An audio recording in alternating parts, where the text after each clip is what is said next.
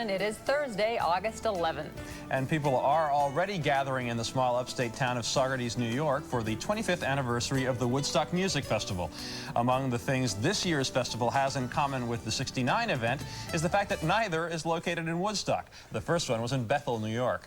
In this half hour, as we continue our special coverage of the Woodstock anniversary, Joel Siegel looks back to 1969 with some of that festival's star performers to help us see where we've been and where we're going. Siegel takes us back to Woodstock 1969 when Good Morning America continues here on ABC. Why must every generation think their folks freedom, freedom? It's now 7:43. The Woodstock Festival was an event that helped define the 60s. Tomorrow, to mark the 25th anniversary, Woodstock 94 gets underway in upstate New York. Our entertainment editor, Joel Siegel, is here to give us a little historical perspective. Good morning, Joel. Good morning, Antonio. They can't duplicate Woodstock. There was something happening there, social and political changes that just aren't happening now. I never got there. 500,000 like-minded, similarly dressed people. I spent that weekend with 2 million like-minded, similarly dressed people in the Army. I did ask my sergeant for a few days off to go to Woodstock. Even in the 90s, I can't tell you what he said. Not long ago, I made my first trip to the concert site with Richie Havens, who was there 25 years ago. In fact, he opened the show. I hear the sound. I can still hear the sound. It's really like, it's beautiful. 25 years ago, Richie Havens stepped out on a stage on this same field and stepped into history. Havens opened because the rock band scheduled to start had too much equipment they couldn't truck in because they couldn't get to the trucks. All Havens had to schlep was 2 guitars and a drum. Hey, look yonder, tell me what's that you see? This was Woodstock. Listening to you, I get music. I won't insult history by calling it Woodstock 1. 3 days of peace and music at Max Yasker's farm in a town so small the day before the cows outnumbered the people. But this day the town of Bethel, New York had become the 3rd largest city in the state. New York City, Buffalo, Bethel. Estimated population 500,000 plus. Like I was rapping to the fuzz. Right, can you dig it? Man, there's supposed to be 1.5 million people here by tonight. Can you dig that? New York State Thruway is closed, man.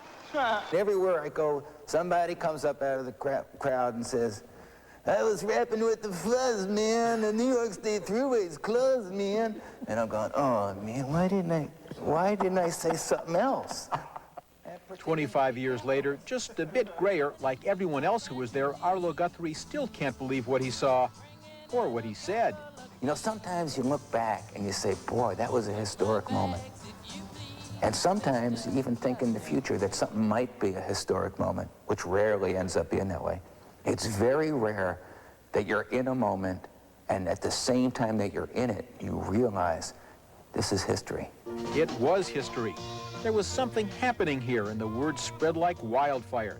So you borrowed a car and drove till you couldn't drive anymore, and you walked the last 5 or 10 or 20 miles. Good morning, Woodstock.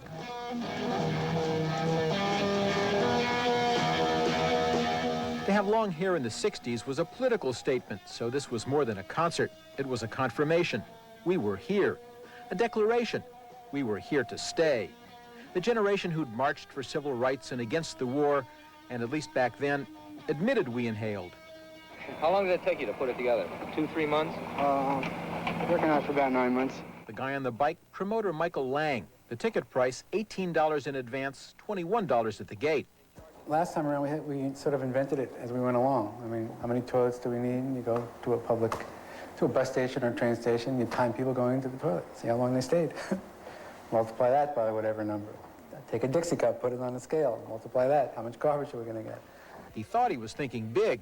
They ran out of food at the site. They ran out of food in the town. They ran out of bathrooms everywhere. There wasn't any gate, and the new ticket price was free. And Woodstock didn't work in spite of that. It happened because of that.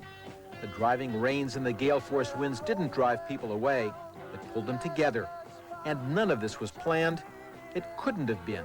So I'm on stage like 2 hours and 45 minutes because they couldn't get anybody else here, you know. So I went off 6 times. They go back, go back, you know.